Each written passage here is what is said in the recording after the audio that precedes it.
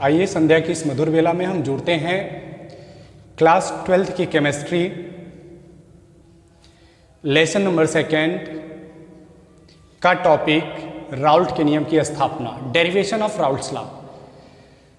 Dear student, हम previous lecture में Raoult के नियम, आदर्श विलयन, अनादर्श विलयन और आदर्श विलयन के प्रकार, धनात्मक विचलन और ऋणात्मक विचलन के बारे में डिस्कस कर चुके हैं। और आज की क्लास का जो मेरा टॉपिक है वह क्या है? राउल्ट के नियम की स्थापना, डेरिवेशन ऑफ राउल्ट्स लॉ। तो चलते हैं आगे, क्लास को कंटिन्यू करते हैं। डेरिवेशन ऑफ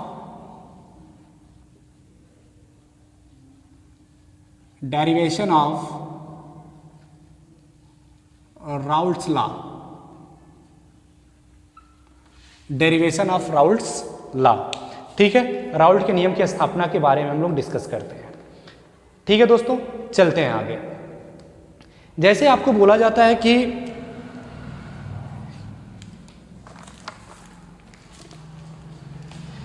किसी अवाष्पशील, पहले थोड़ा सा थ्योरी कर लेते हैं फिर उसके बाद डेरिवेशन इसका समझते हैं। किसी अवाष्पशील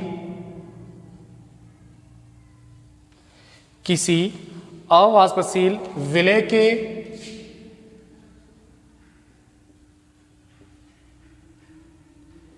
विलयन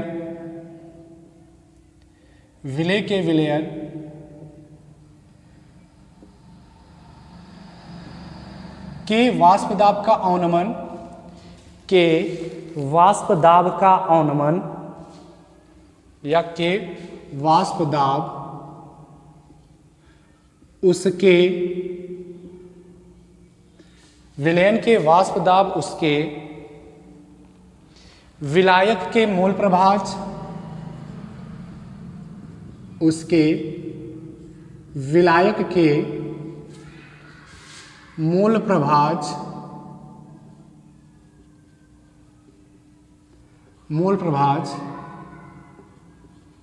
के समानुपाती होता है, मूल प्रभाज के समानुपाती होता है। यह हो जाता है राउल्ट के नियम का स्टेटमेंट। ठीक है, किसी अवाष्पशील विलय के विलयन के वाष्प दाब उसके विलायक के मोल प्रभाज या मोल अंश के क्या होता है? समानुपाती होता है। आया समझ में? फिर इसके बाद बोला जाएगा कि according to statement of Raoult's law, विलायक का मोल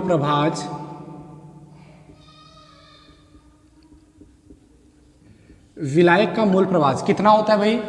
विलायक में कैपिटल एन बोला जाता है विलायक के मोलों की संख्या, और स्मॉल एन कैपिटल एन का मतलब होता है विलयन के कुल मोलों की संख्या। मोलों की संख्या, मोल प्रभाज या मूल अंश के बारे में आपको बताया जाता है कि किसी भी अवयव का जो मूल प्रभाज या मूल अंश होता है वह उस अवयव के मोलों की संख्या तथा विलयन के कुल मोलों की संख्या के अनुपात के क्या होता है? बराबर होता है। और बोलेंगे कि जहां कैपिटल एन विलायक के मोलों की संख्या, स्मॉल एन विलय के मोलों की संख्या और small n plus capital N विलयन के कुल मोलों की संख्या है। अब इतना करने के बाद अब हम चलते हैं, अब हम आपको बताएंगे कि माना कि शुद्ध विलायक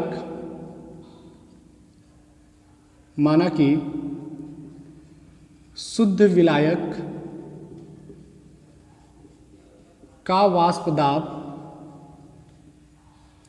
माना कि शुद्ध विलायक का वाष्प दाब P0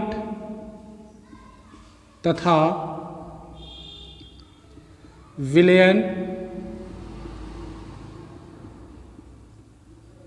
विलयन का वाष्प दाब PS है तो अकॉर्डिंग टू डिफिनीशन विलयन का वाष्प दाब यानी कि यहाँ पे हो जाएगा PS डायरेक्टली प्रोपोर्शनल टू किसके? उसके विलायक के मोल प्रभाज के समानुपाती होता है, यानी कि विलायक का मोल प्रभाज capital N upon small n plus capital N होगा। आया समझ में? इतना कोई समस्या तो नहीं होनी चाहिए। अब इसके बाद करना क्या है आपको कि अब इसमें करना है आपको कि यह जो आपका पी एस ये जो आपका पी एस यहाँ पे लिखते हैं ना, पी एस प्रोपोर्शनल टू यानी कि अनुक्रमानुपाती है। अगर अनुक्रमानुपाती का चिन्ह हटता है तो किसी कांस्टेंट से मल्टीप्लाई, मान लो कि यहाँ पे कांस्टेंट क्या है, स्मॉल के है और capital N upon small n plus capital N हो जाएगा। आया समझ में इतना। अब आपको करना क्या है कि यदि विलायक में बोलेंगे कि यदि विलयन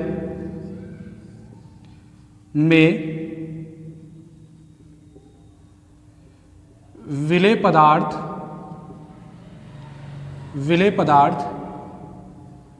के मोलों की संख्या,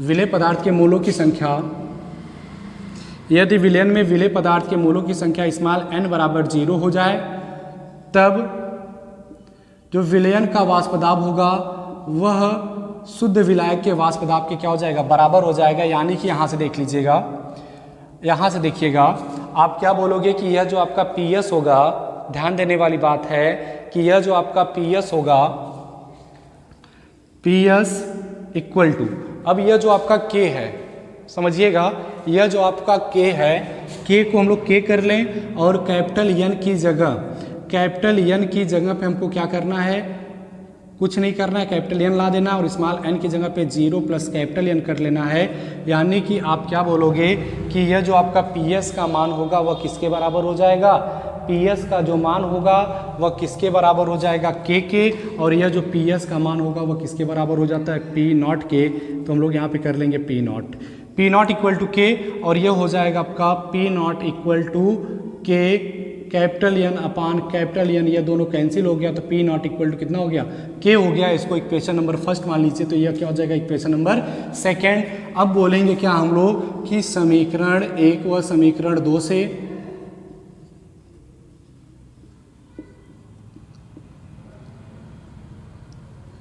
समीकरण 1 व समीकरण 2 से करना क्या है कि समीकरण 1 और 2 में आप बोलोगे कि सर जी जहाँ पे के है उसकी जगह पे क्या रख देना है, पी नॉट रख देना है। तो यह क्या हो जाएगा, पी एस इक्वल टू और यहाँ पे के की जगह पे क्या रख देना है, पी नॉट रख देना है, और capital N upon small n plus कितना हो जाएगा, कैपिटल हो जाएगा। इतना तो समझ में आ गया होगा, यहाँ तक तो कोई समस्या नहीं होगी। अब इसके बाद करना क्या है आपको कि यह जो आपका पी नॉट है इसको इधर लेके आइएगा, तो P S upon P naught हो जाएगा, इक्वल टू हो जाएगा capital N upon small n plus capital N. अब क्या करना है आपको, बोलेंगे कि समीकरण के दोनों पक्षों को एक में से घटाने पर, इसको मिटा देते हैं ना, पहले इसको स्क्रीनशॉट ले लीजिए, फिर हम इसको मिटा दें, फिर आगे क्लास को कंटिन्यू करते हैं। पहले इतना आप लोग कर लीजिए, फटाक से करिए जल्दी से।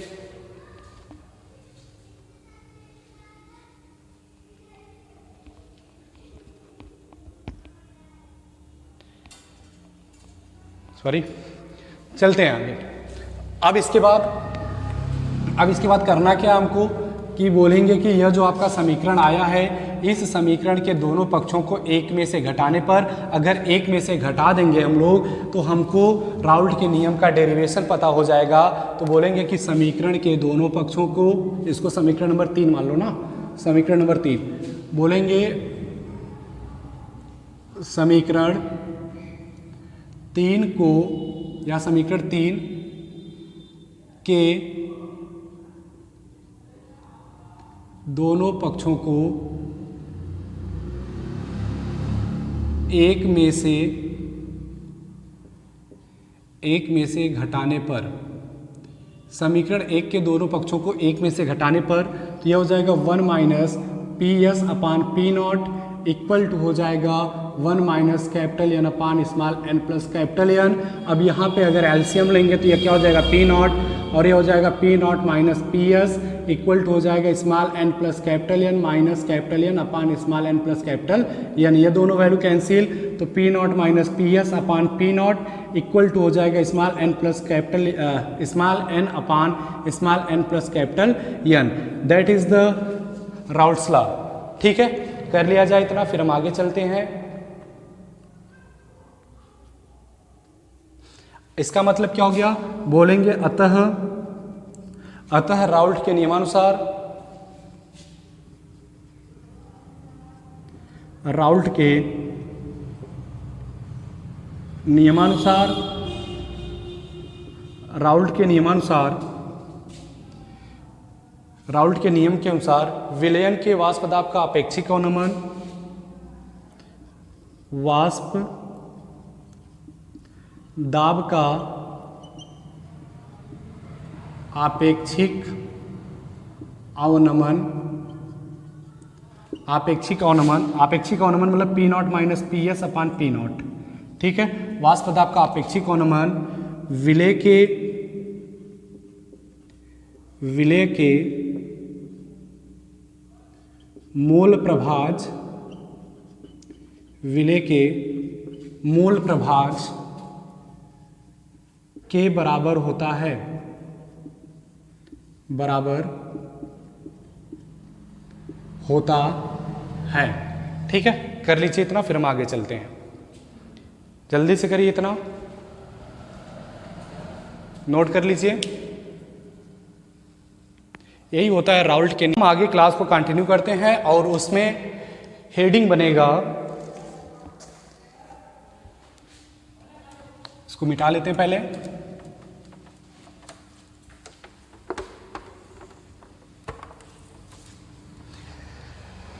चलिए, अब इसके बाद हेडिंग बनेगा कि वाष्प दाब में आपेक्षिक अवनमन,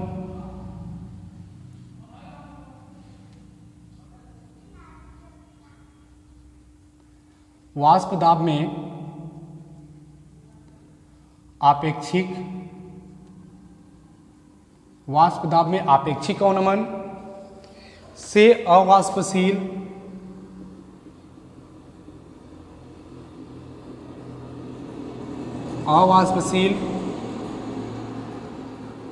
अवाष्पशील विलय पदार्थ, अवाष्पशील विलय पदार्थ के आणविक द्रव्यमान की गणना, के आणविक द्रव्यमान की गणना, आणविक द्रव्यमान की गणना, यही है हेडिंग है। कर लीजिए इसको, फिर हम आगे चलते हैं।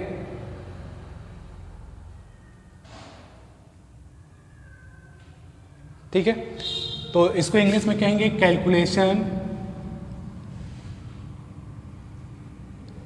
Calculation of molecular mass,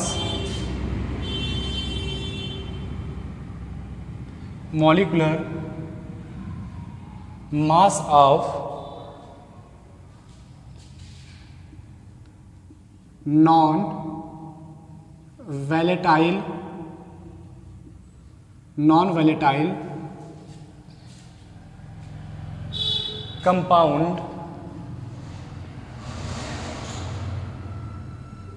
compound,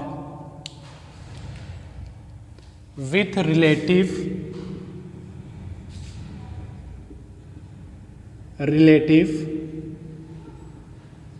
lowering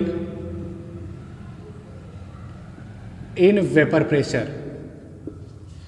Calculation of molecular mass of non-volatile compound with relative lowering in vapor pressure. ठीक है, यह हेडिंग बनाइएगा। हेडिंग तो बड़ी लंबी है, लेकिन हेडिंग पर मत जाइएगा, आप आइएगा सौरभ सिंह के साथ और हम आपको बताएंगे। एक यहाँ पे लिखेंगे कि राउल्ट के नियमानुसार। दोस्तों, केवल आप ईमानदारी से जुड़े रहिएगा मेरे साथ, रफ और पेन लेकर। राउल्ट के नियमानुसार या नियम के अनुसार, नियम के अनुसार क्या होता है, P naught minus P S upon कितना होता है, पी नॉट इक्वल टू होता है small n upon small n plus capital N होता है। यही तो होता है फॉर्मूला भाई। अब इसमें करना क्या है हमको, आप बोलोगे कि जहां स्मॉल एन विलय पदार्थ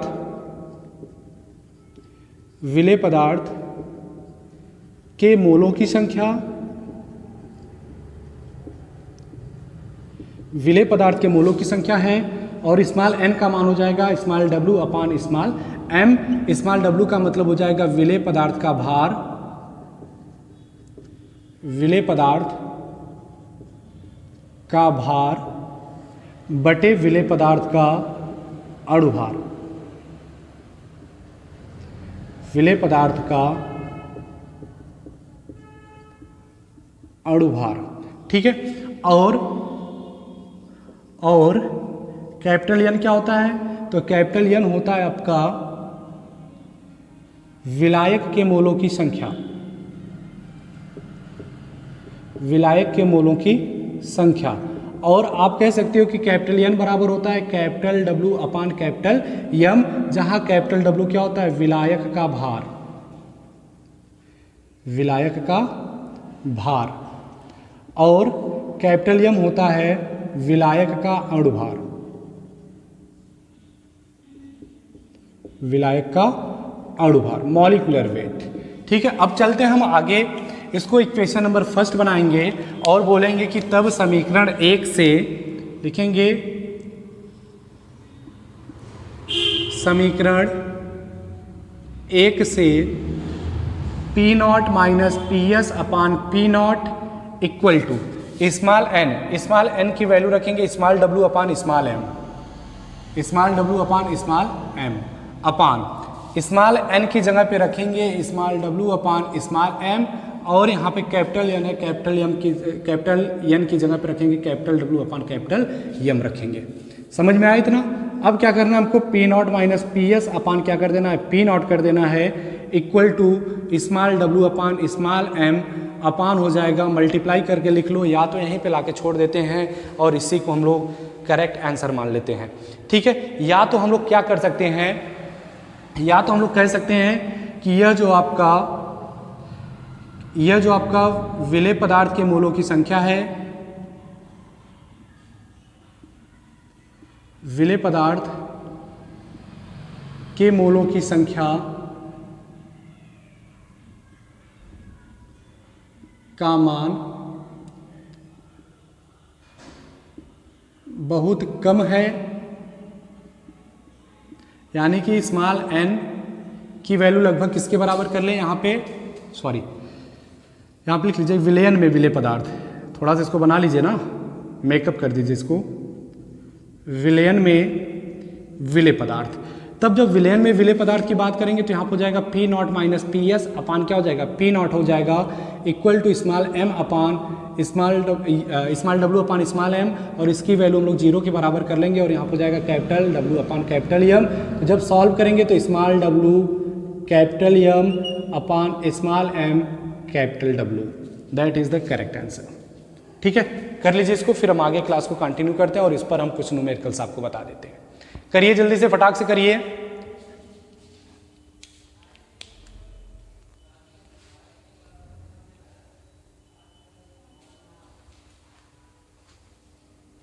और यह ध्यान देने वाली बात है कि यहाँ पे यह जो विलेय पदार्थ के मोलों की संख्या का मान अगर बहुत कम हो जाता है तो वह जो विलयन होगा वह क्या हो जाएगा? तनु विलयन हो जाएगा। तनु विलयन के लिए जो विलेय पदार्थ होते हैं उसकी मात्रा बहुत कम होती है विलायक की अपेक्षा, यानी कि यहाँ पे स्मॉल एन की वैल्यू लगभग हम लोग 0 के बराबर मान ले रहे हैं, ठीक है। कर लीजिए इतना।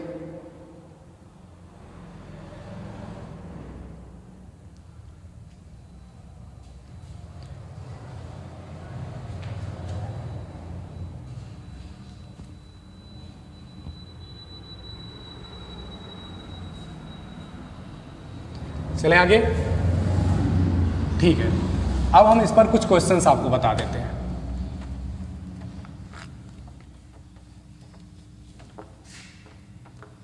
कुछ क्वेश्चंस कर लें, चलो। क्वेश्चन नंबर फर्स्ट बोला जाएगा कि, क्वेश्चन कर लें, बोला जाएगा कि किसी पदार्थ के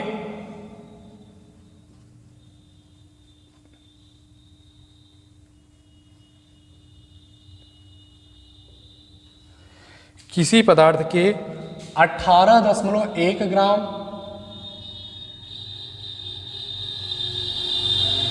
किसी पदार्थ के 18.1 ग्राम को 100 ग्राम जल में घोला गया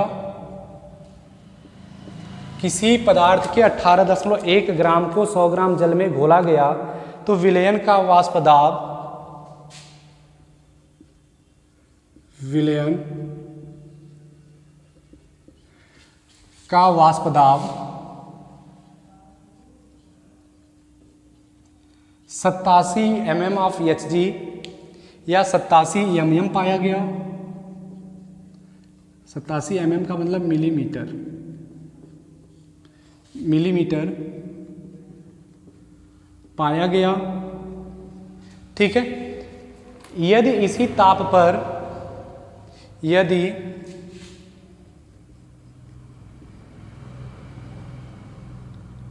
इसी ताप पर,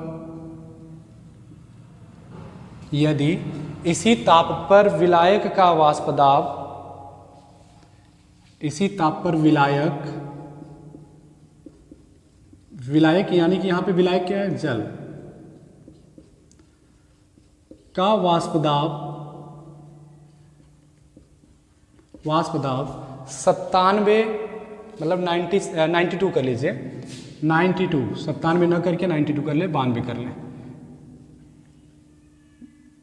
यम मतलब मिलीमीटर हो तो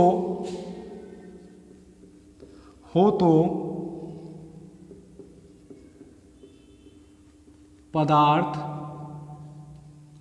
हो तो पदार्थ के अणुभार की गणना कीजिए, अणुभार की गणना कीजिए। क्वेश्चन करिए फिर हम आगे चलते हैं, नोट करिए इसको जल्दी से।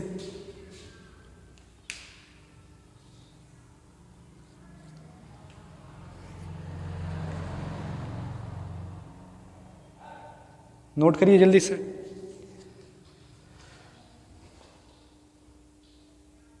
चले आगे, देखो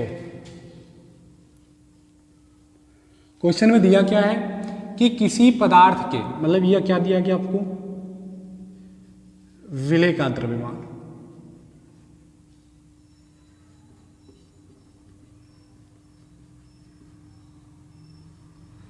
स्मॉल m इक्वल टू 18.1 ग्राम मतलब 18.1 ग्राम को 100 ग्राम जल में घोला गया, यानी कि यह जल क्या आपका विलायक का द्रव्यमान, विलायक का द्रव्यमान या विलायक का भार, सॉरी भार ही कर लेना यहाँ पे, विलायक का भार, तो यहाँ पे भी हमको भार करना होगा। विलायक का भार कैपिटल M इक्वल टू दिया गया कितना, 100 ग्राम।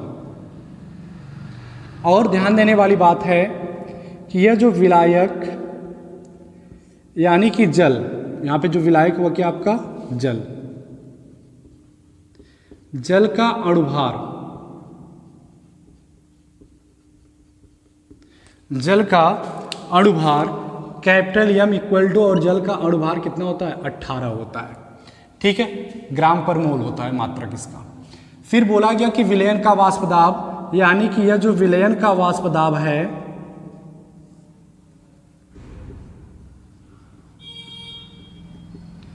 विलयन का वाष्प दाब PS इक्वल टू कितना दिया गया 87 mm दिया गया। और इसी ताप पर विलायक यानी कि जल, जल क्या है यहाँ पे विलायक का वाष्प दाब, विलायक का वाष्प दाब यानी कि P0, शुद्ध विलायक का वाष्प दाब P0 इक्वल टू 92 mm दिया है। तो पदार्थ के अणुभार यानी कि किसका मान निकालना है हमको, सॉरी यह तो आपको हो गया स्मॉल w हो गया, तो स्मॉल m की वैल्यू हमको कैलकुलेट करनी है और हमको फॉर्मूला पता है, लिख लीजिएगा कि वी नो दैट, हम जानते हैं कि क्या जानते हो भैया, P0 minus PS upon P0 equal to होता है small w capital M upon small m capital W। ठीक है, यही होता है ना फॉर्मूला। अब चलते हैं आगे, हम क्लास को कंटिन्यू करते हैं। अब इसमें करना क्या है, हमको सबको वैल्यू पुट कर देना है और हमको स्मॉल m की वैल्यू कैलकुलेट कर लेनी है। दिख रहा है ना, कोई समस्या तो नहीं है। ठीक है, P0 की वैल्यू देखो दिया है 92 दिया है, मैंने रख दिया। पी एस की वैल्यू दिया गया 87 दिया गया, रख दिया। पी नॉट की वैल्यू दिया गया 92 कर दिया मैंने, ठीक है, कोई समस्या नहीं हुआ। स्मॉल डब्ल्यू की वैल्यू दिया गया 18.1 ग्राम मल्टीप्लाई। कैपिटल एम की वैल्यू दिया गया 100 ग्राम, 100 रख दिया। बट स्मॉल एम की वैल्यू दिया गया, स्मॉल एम की वैल्यू सॉरी नहीं दिया है, ये हमको कैलकुलेट करना है। और कैपिटल डब्ल्यू की वैल्यू दिया गया 18, ठीक है। तो देखो सबसे पहले सॉल्व कैसे करेंगे, 92 माइनस 87 मतलब 92 में से 87 जाएगा तो ये आएगा 5 बटे में 92। और ये जो 18.1 है और ये जो 18 है यह लगभग बराबर है, तो यह कैंसिल हो जाएगा। और यहाँ पे कितना हो जाएगा, 100 बच गया। और नीचे कितना हो गया, यम 5 एकम 5 20 पंजे 100। तो अगर ये स्मॉल एम इक्वल टू अगर हम कैलकुलेट करें तो स्मॉल एम इक्वल टू हो जाएगा 20 का गुणा किसमें, 92 में। तो स्मॉल एम इक्वल टू 0, 2 दूनी 4, 2 9 18, 1840। 1840 यह क्या हो जाएगा, विलेय पदार्थ, यानी कि विलेय पदार्थ का यह क्या हो जाएगा, अणुभार आ जाएगा। सॉरी अच्छा यहाँ पे एक मिनट मिस्टेक हो गया थोड़ा सा। विलायक का भार दिया गया, विलायक का भार, और उसको हम लोग किससे प्रदर्शित करेंगे, कैपिटल, इसको हम प्रदर्शित करेंगे कैपिटल डब्ल्यू से। और ये हो जाएगा आपका कैपिटल एम दिया, थोड़ा सा उल्टा हो गया ना, इसको थोड़ा सा देख लीजिएगा, मिस्टेक हो गया बाय मिस्टेक, ठीक है। इक्वल टू स्मॉल डब्ल्यू की वैल्यू दिया गया, स्मॉल डब्ल्यू की वैल्यू 18.1 दिया है, ठीक है, मैंने रख दिया गुणे। कैपिटल एम की वैल्यू दिया गया 18, रख दिया मैंने, कोई समस्या नहीं हुआ। फिर स्मॉल एम की वैल्यू हमको कैलकुलेट करनी है, और कैपिटल डब्ल्यू की वैल्यू दिया है कितना, कैपिटल डब्ल्यू की वैल्यू 100 दिया है, तो 100 रख दिया मैंने, कोई समस्या नहीं हुआ, यहाँ तक कोई दिक्कत नहीं। चलें आगे, क्लास को कंटिन्यू करें। अब देखो 92 में से 87 घटाएंगे तो हो जाएगा 5 बटे में 92, 18.1 गुणे 18, यम गुणे कितना 100। तो अगर हमको यहाँ से यम की वैल्यू निकालनी है तो यम इक्वल टू हो जाएगा भैया निकल के, यम की अगर वैल्यू निकालेंगे तो यह हो जाएगा 18.1 गुणे 18 गुणे 92, और यह कितना हो जाएगा, और गुणे हो जाएगा आपका कितना 100 गुणे 5, ठीक है। तो अगर इसको सॉल्व करेंगे तो स्मॉल एम की वैल्यू निकल के आएगा 59, अगर टोटल अगर गुणा भाग करके देखेंगे तो आएगा 59.95, मतलब विलेय पदार्थ का अणुभार हो जाएगा 59.95, ठीक है। कर लीजिए, इतना नोट करिए जल्दी से।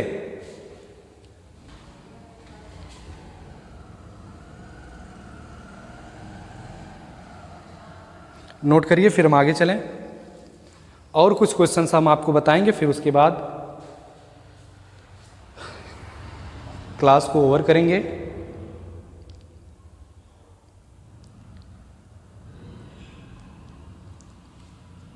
ठीक है, चलते हैं आगे।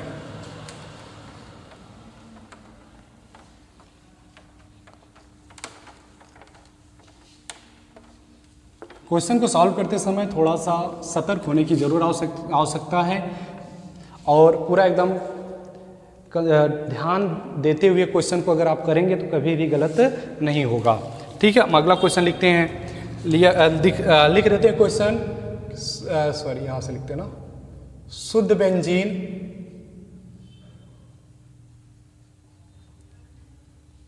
Formula C6H6। शुद्ध बेंजीन दिया है हमको, शुद्ध बेंजीन का किसी ताप पर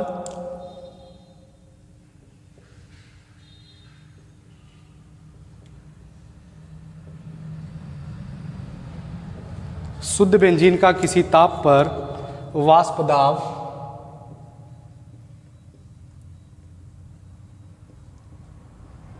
640 mm ऑफ Hg है, 640 mm ऑफ Hg है।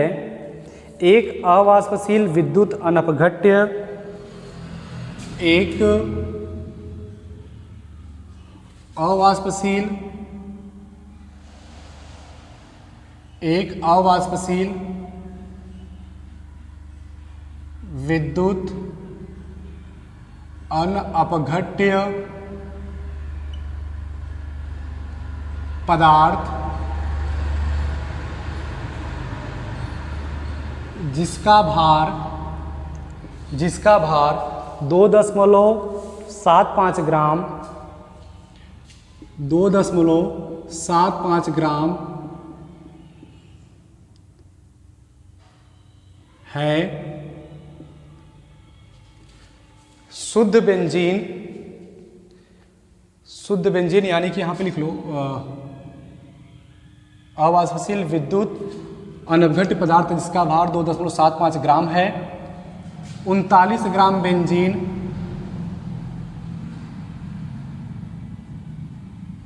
39 ग्राम बेंजीन में घोला गया,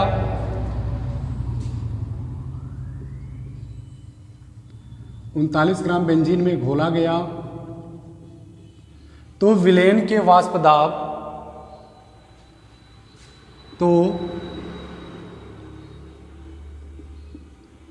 विलयन का वाष्प दाब 600 mm ऑफ Hg हो जाता है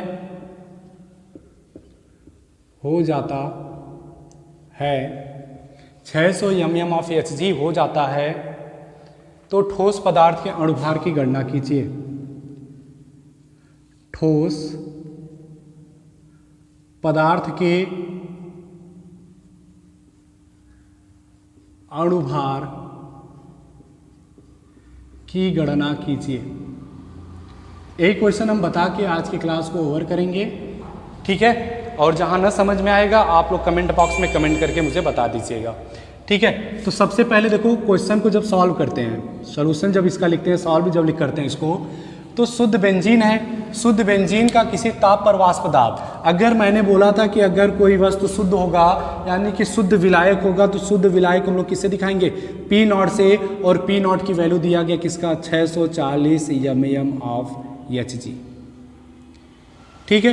फिर बोला गया कि एक अवाष्पशील विद्युत अनअपघट्य पदार्थ जिसका भार 2 कितना है, 75 है, यानी कि आपको पता है यहाँ पे 2.75 है और यहाँ पे 39 ग्राम है, तो किसकी वैल्यू ज़्यादा, तो आप बोलेंगे 39 की। और जिसकी वैल्यू ज़्यादा होती है वह विलायक होता है और जिसकी वैल्यू कम होती है वह क्या होता है, विलेय होता है। और विलेय के भार को हम लोग स्मॉल w से दिखाते हैं और यह कितना दिया गया, 2.75 ग्राम दिया है। कोई समस्या नहीं। और यहाँ पे 39 ग्राम बेंजीन यानी कि कैपिटल W की वैल्यू दिया गया 39 ग्राम, 39 ग्राम बेंजीन में घोला गया।